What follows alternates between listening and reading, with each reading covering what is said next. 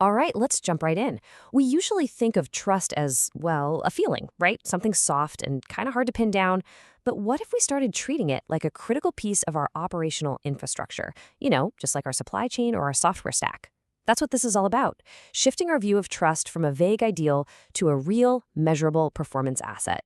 Everything, and I mean everything we're about to talk about, really comes down to the answer to this one question. Think about it for your own team. Is the answer a clear yes? Because that answer is like a diagnostic tool. It tells you if your culture is an accelerator or if it's a hidden brake, slowing everything down. For the longest time, the common view has been that trust is a nice to have. It's a soft value, right up there with the company picnic. But the reality, and we're going to see the hard data on this, is that trust is actually a performance multiplier.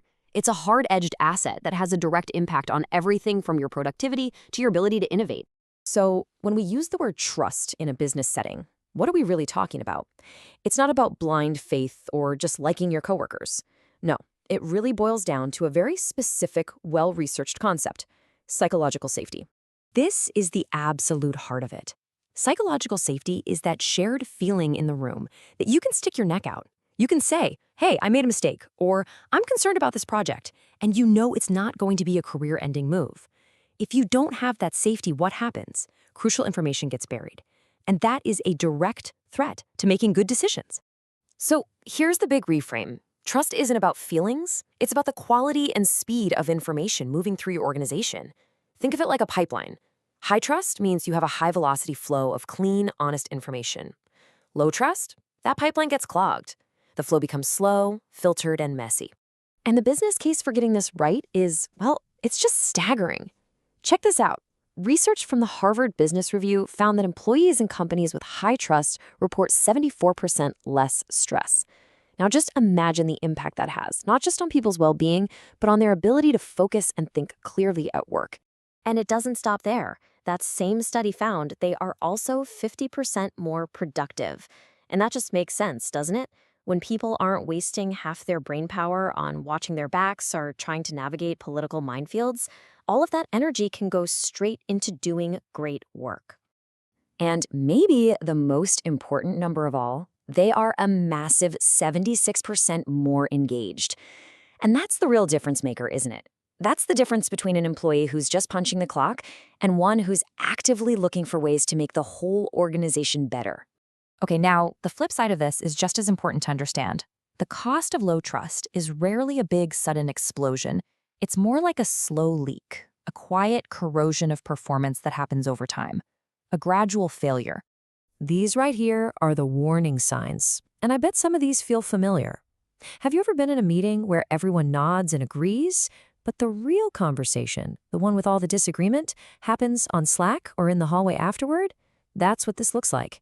Bad news travels slowly, risks get swept under the rug, and eventually your best people get fed up and leave. At the end of the day, low trust is like a hidden tax on everything you do. Every single hour an employee spends worrying about how to frame bad news or trying to protect themselves politically, that's an hour they are not spending on solving problems or creating value. It is a massive productivity drain, and it's hiding in plain sight. Okay, so if that's the problem, what's the solution? How do the world's best companies manage to avoid this trap? Well, they don't just cross their fingers and hope for trust. They build it right into the fabric of their operations. They actually institutionalize it. Let's take a look at Google.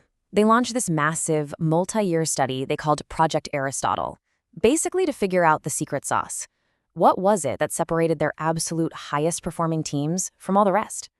They looked at everything you could imagine, individual smarts, team structure, you name it. And what they found was a total shock, even to them. After all that data crunching, the number one predictor of a team's success wasn't who was on the team, it was how the team worked together. The single most important factor was psychological safety. It was that feeling of being safe enough to be vulnerable with your colleagues. Or think about Toyota's legendary production system. They have this principle, right, where any employee at any level has the authority and the responsibility to pull a cord and stop the entire assembly line if they spot a quality issue. So what makes a system like that actually work? It's not the physical cord, that's for sure. It's the deep institutional trust that an employee won't be punished for raising a red flag. In fact, they'll be celebrated for it. That trust is what prevents a tiny error from becoming a catastrophic failure down the line. And this brings us to the most practical part of this whole discussion. You can't just create trust with a poster on the wall that says trust. It has to be operationalized. You have to build it through intentional, predictable systems. So here are 5 concrete systems, 5 building blocks that any leader can start to put in place. This isn't about changing personalities, it's about changing processes. From creating structured, safe ways for people to give feedback, to making sure decisions are made out in the open, these systems make trust a predictable outcome, not just a happy accident. I love this slide because it shows the power of a tiny change in language. When something goes wrong, a blame-oriented culture immediately asks, whose fault is this? And that just creates fear. But a learning culture, an analysis-oriented culture, asks, what part of our process that this happen? See the difference? Same event, totally different outcome. One creates fear, the other creates learning. And this right here, this nails a critical balancing act. This isn't about getting rid of accountability, not at all. Because if you have accountability without trust, you just get a culture of fear. But if you have trust without accountability, you get complacency. High-performance cultures, they master the art of having both at the same time. All right, so let's do a quick recap of the main points. Trust is a direct driver of performance. Its absence is a direct driver of risk. The best companies out there don't leave this stuff to chance. They build psychological safety right into their systems. And it all starts with leaders modeling the behavior they want to see. And so here we are, right back where we started. But after everything we just talked about, this question should land a little differently now, shouldn't it?